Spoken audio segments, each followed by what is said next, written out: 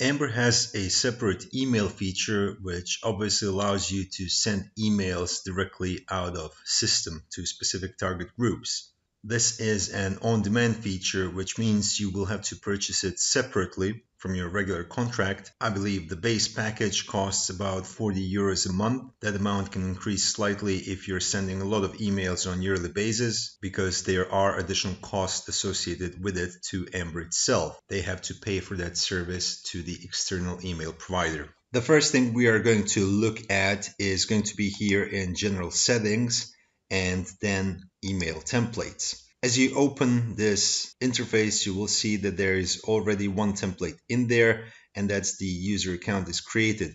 Every single user has this by default. This is basically a template that sends all your students or parents or teachers their user account information, such as username and password, instructions on how to log in, and whatever it is that you defined with Amber initially. We're going to go ahead and say add new email template. Take a look at this drop down menu called type. If we click on it, you'll see that there is general, on user account created, report students with last completed level, email with attached documents, outstanding balance reminder, and enrollment. Each of these is specifically designed for different parts of Amber and different functionalities. We'll begin by choosing the general template, which can basically be sent to any number of users for whatever reason. One very common example of this might be sending information to your students about a particular event at your school. So we can name this template Notification Christmas Party. The subject is obviously going to be the subject of the email itself, something like Dragon invites you to our annual Christmas party. Now each template is going to have specific buttons in this section here. The general template only has first and last name. Use these buttons by inserting them into your email body. So for example, you can start your template by saying dear first name, last name, comma. This obviously is going to pull the first and last name of a specific recipient directly into the body of the text. When your clients receive such an email, it looks more personal and therefore more professional. We can then fill in the rest of our body by saying something like, we invite you to come to our annual Christmas party on December 23rd at 6 p.m. at our HQ location. Sincerely yours, Dragon Ltd. This part here also implements a simple text editor, so you could use common editor items such as bold, italic, underline. You can add like hyperlinks to some of the parts of your email, or you could play with font sizes and font families. You can even attach some pictures to it if you want to. Although if you are inserting pictures into this particular email type, those images first have to be hosted somewhere else, and you're simply attaching a hyperlink to that particular photo. Now we are going to go and click on Save Changes, and that basically created our first email template. To send mass emails using the general template, we need to go into Tools and Reports, and then we go to Bulk Send Email. Here we start by choosing our template, so we're going to say Notification Christmas Party. Now we can either add specific groups, or we can add guardians, in other words, parents of a specific group, or we can get all groups for a location. So let's go ahead and click all groups at the headquarters location, which pretty much adds all the members of all the individual groups that are shown down here. We could also add parents of all the students of all the groups at a specific location. We can filter between the active academic years, or we can show all of them, or we can even add specific people. You also have these two buttons, which are there to comply with the EU GDPR law. Basically, if you remember the profiles, they have two checkboxes. One indicates that the person has signed the basic GDPR compliance. The other confirms that they have signed a consent to receive promotional materials. This is not mandatory to use, but if you are within the EU, I would highly recommend that you pay attention to those two things, because you could be held legally responsible for sending a promotional email to somebody who did not give you a consent to do so.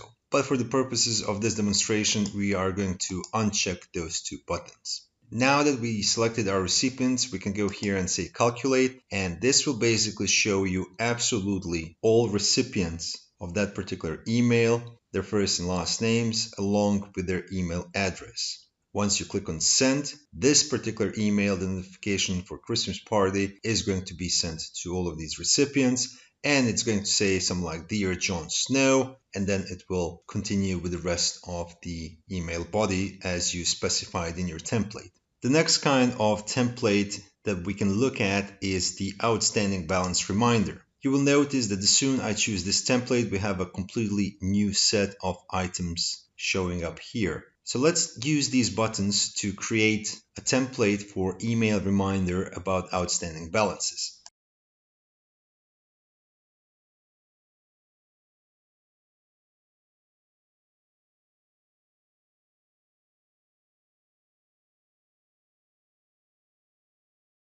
This is the email body that I created using all of the available buttons.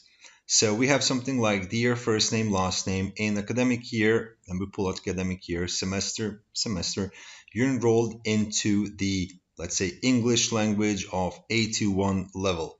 Your total course fee is price, and so far you paid. Your total outstanding balance is, then you use the total owed button, and your outstanding balance as of today is, and then you use owe by selected date button. We can name our template payment reminder, and we can also use that same phrase for our email subject. Now we need to go into tools and reports and then choose our student outstanding balances report. So let's select academic year and one of our two legal entities and then generate the report. You should already be quite familiar with this particular report. Basically, it lists group by group, every single group in that academic year, and then it lists every single student in the group who still owes you some money. So for instance, in this first group, we have Anna Frozen, whose course fee was $3,000, paid $600 so far, total owed $2,400. Now we can actually expense this selection by using outstanding balance up to date. This will basically allow Amber to automatically calculate the proportion of the course fee that should have been paid by, let's say, today. For example, let's say we are halfway into the semester and we ask Amber to calculate the outstanding balance up to date. Amber is going to see that Anna Frozen's course fee is 3,000 euros, which means that half of that course is 1,500 euros. The paid so far is 600, which means even though her total owed would be 2,400 euros, her outstanding balance up to today would only be 900 euros. With that in mind, we can select specific recipients of this email, or we can just click on the button select all to mark all of them as recipients, and then we can click send reminder to selected students. This will again put all of the recipients of this email along with their email addresses, and then we simply choose the template called payment reminder and we click on send.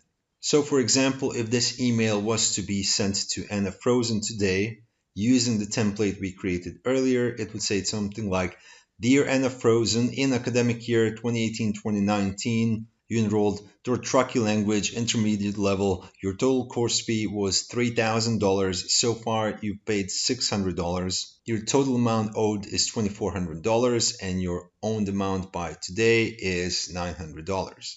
I think the feature is pretty self-explanatory, and I believe it's a very, very useful tool to send automatic notifications to your students about payment reminders. The next template we can look at is the enrollment template, and that again has its own specific buttons: first name, last name, date a person applied, the educational program they applied for, their requested level, their tested level, and the location that they applied for.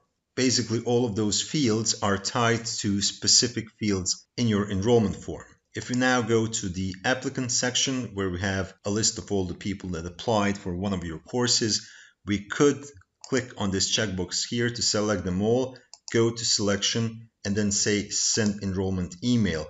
This will again compile a list of recipients, and it will allow you to choose one of the enrollment templates that you created earlier.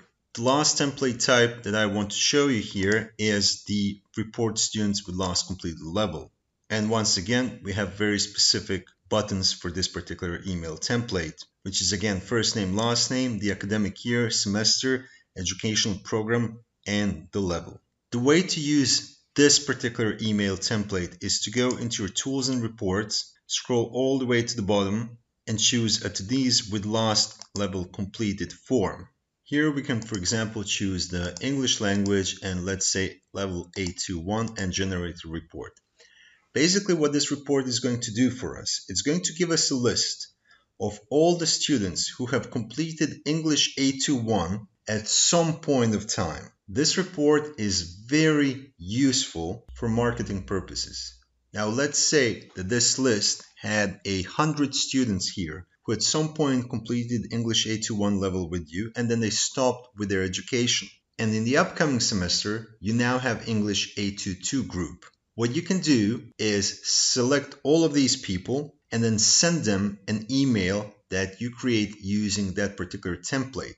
Now that email is going to say something like, Dear Kevin Lannister, in academic year 2018-2019, you completed English language A21 level. In the upcoming semester, which starts in, let's say, a month, we have English A22 level. If you would like to continue your education with us, please contact us at whatever number or email you want to provide. You will also notice that only Kevin has a checkbox next to his name, Lancel doesn't. That's because Kevin does have email on file and Lancel doesn't have email on file. And again, we have the exclude people without GDPR basic consent and exclude people without GDPR market buttons here. So you can use the combination of these to send email to people who have given you a consent for marketing in the past. Again, very powerful direct marketing tool, and I believe it makes you seem very professional because you're providing your email recipients with a very specific and accurate information. You're reminding them that they finished A21 level of English, and you're now giving them an opportunity to continue to the next level in the upcoming semester. That is the whole idea of Amber's email features.